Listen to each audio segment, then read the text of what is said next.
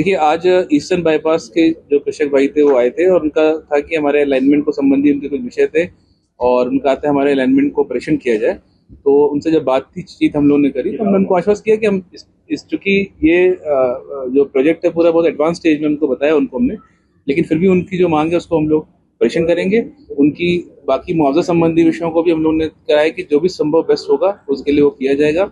और हमने उनको उदाहरण भी दिया कि किस प्रकार ग्रीनफील्ड के अधिग्रहण में हम लोगों ने तत्परता से चीजें करी थी और हम लोग पूरे पारदर्शी तरीके से इसको करेंगे। हम सभी किसान भाइयों के साथ पूरी जो जानकारी वो भी साझा करेंगे और इस प्रकार समन्वय बनाकर इस पूरा अधिग्रहण की प्रक्रिया को संपन्न करेंगे। इंदौर में आउटर रिंग रोड का निर्माण किया जा रहा है, जिसमें पूर्वी और पश्चिम, तो उज्जैन के सिंहस्थ को देखते हुए आउटर रिंग रोड का निर्माण कर रहे हैं। अगर पश्चिमी रिंग रोड बन जाती है तो पूर्वी रिंग रोड की जरूरत ही नहीं है हमारे यहाँ, क्योंकि हमारे यहाँ पूर्वी में 4 रोड है और उस पूर्वी रिंग रोड का जो इनका अलाइनमेंट है, ये भूमाफियाओं के चक्कर में इन्होंने हमारी उपजाऊ जमीन को खत्म करना चाहा है और उसमें मेरी जैविक भूमि भी जा रही है।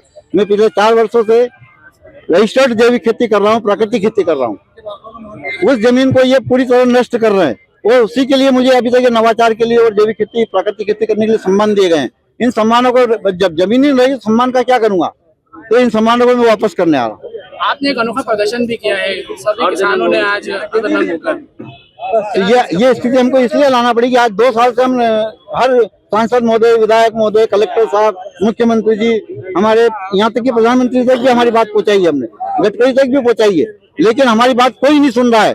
आज हमको ये मजबूर है कि हमारे कपड़े उतारना पड़े। सरकार हमको यूं भी नंगा कर रही है। कौन कौन सी विधानसभा से आए हैं किसान आप? ये सांवेर विधानसभा मेन और मऊ दो, और कुछ देवास जिले की भी है। सांवेर विधानसभा के हमारे मंत्री जी महोदय ने ये बोल दिया कि मैं तुम्हारे साथ खड़ा हूं लेकिन सरकार के खिलाफ नहीं जा सकता। तो इसका मतलब क्या हुआ? वो हमारे साथ खड़े ही सरकार के साथ खड़े? आप बताएं। मैं आपको बोल दूं कि मैं आपके साथ खड़ा हूं लेकिन सरकार के खिलाफ नहीं जा सकता, इसका मतलब क्या होता है? इसको लेकर आपके मुख्यमंत्री जी से मुलाकात हुई थी, चर्चा भी हुई। इसके बाद फिर ऐसा क्यों हुआ? कोई वहाँ से हमको शांति मतलब समाधान पूर्वक कोई वही नहीं मिला, जवाब ही नहीं मिला। हम आज यहाँ तो अभी जब तक हमसे कलेक्टर साहब चर्चा नहीं करेंगे, कलेक्टर साहब स्वयं आके हमसे चर्चा नहीं करेंगे, जब तक हम यहाँ से नहीं हटेंगे, चाहे मुझे अकेले को यहाँ रहना पड़े। हमारे किसान भाई, किसान आज दूसरे के लिए, तुम्हारे लिए पेट भरने के लिए मेहनत करता है, तो अपने काम छोड़ के आए हैं।